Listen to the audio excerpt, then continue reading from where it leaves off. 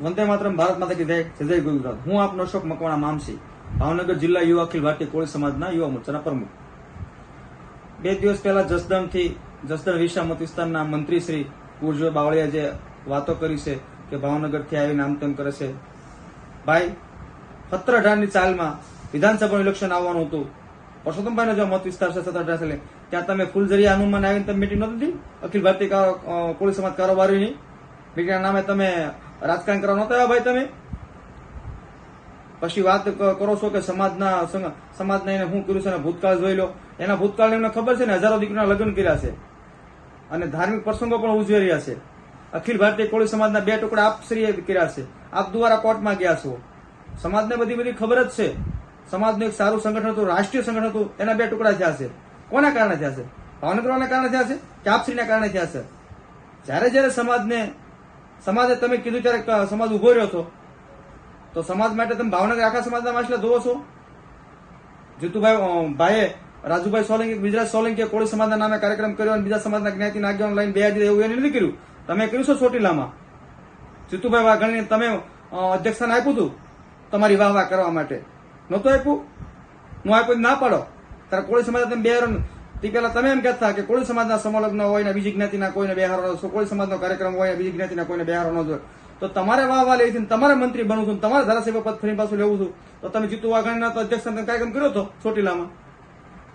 અહીંના ભાવનગરના કોળીને તમે એકને તમારો વ્યક્તિગત જે વાંધો કે તમે બધા લઈ ન કહો. જયારે તમે કોંગ્રેસમાં હતા ત્યારે તમે અખિલ ભારતીય કોળી સમાજના પ્રદેશના પ્રમુખ હતા, ત્યારે તમે ભાવનગરમાં આવીને અમને શું શીખવાડતા, અમને સલાહ આપતા, તમને ખબર છે. અમે બધા તમારી સાથે રહેવાળા હતા.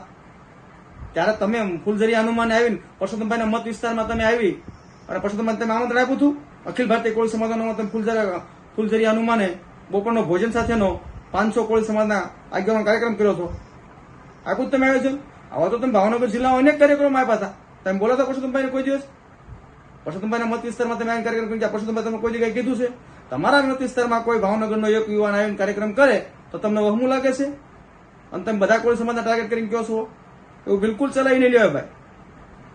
તમે તમારા વ્યક્તિગત જે વાંધો નહીં સામ સામે લડી લો. ભાવનગરના કોળીને આમ આખી ઉડાડો. અમે તમારા મત વિસ્તારમાં ભાઈ જીદી આવી હતી કહી દઈશું.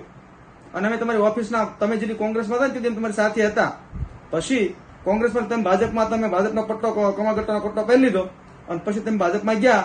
અમે તમારી ઓફિસે કોઈ દિવસ આવ્યા છીએ કે તમારા ઘરનું પાણી પીધું છે અને આવી તો પાતાય નહીં. ભલે કોળી કાઢી મૂકજો. તમે બધા કોળી સમગ્ર કોળી સમાજના ટાર્ગેટ લઈને આવો છો. તમારો વ્યક્તિગત વાંધો હોય એમ જઈને કહી દો. એક ઉપર આખા કોળી સમાજ ઉપર કહો ભાવનગરની માખી ઉડાડો છો, ભાવનગર આમ છે ને તેમ છે. ભાવનગરમાં તમે આવીને બધાને 2 ફાટા કરાવ્યા છે. હવે વિદ્યાર્થી તમારા 2-4 વસેટિયાઓ અહીંયા એ ફાટા પાડી રહ્યા છે. તમારા વસેટિયાઓના કારણે બધું વિખાઈ રહ્યું છે. અખિલ ભારતીય કોળી સમાજનું વિખાવાનું કારણ શું હતું? હાઈકોર્ટમાં પિટિશન, હાઈકોર્ટમાં તમારા પ્રમુખ બન્યા પછી હાઈકોર્ટમાં જવાનું થયું છે. એ પહેલા કોઈ અખિલ ભારતીય કોળી સમાજના હાઈકોર્ટમાં ગયું નથી. તમારા આવ્યા તમે પ્રમુખ બન્યા અને સત્તા તમારા હાથમાં ગઈ, 3 વર્ષની ટર્મ પૂરી થઈ, એ તમને વહમું લાગતું હતું ભાઈ. પછી હાઈકોર્ટમાં જવાનું બધું આવ્યું છે. એટલે આવું બિલકુલ સલાહી નહીં લેવાય. જ્યારે પણ સમાજનું કાંઈ પણ આવતું હોય તો તમારે પૂરતું રાખો. બધા આખા સમાજને ન કહો અમે કઈ તમારા આ જીવતા નથી. અમે અમારી રીતે અડીખમ જ છીએ. ભાવનગર જિલ્લામાં અમારો કોળી સમાજના અમારા નેતાઓ, ભાજપ કોંગ્રેસના જે કઈ નેતા હોય, આપના હોય, એ આમ બધા અડીખમ છે. અહીં અમે સમય હળી મળીને રહીએ જ છીએ. તમે બહારથી અમારા ભાગલા ન પડાવો તો મહેરબાની તમને પગે લાગી છે. તમે બહારથી ભાગલા ન પડાવો. ત્યાં તમે કોળી સમાજ છે એને હાચવી લો તો ઘણું બધું છે. વંદે માતરમ, ભારત માતા કી જય, જય જય ગુજરાત.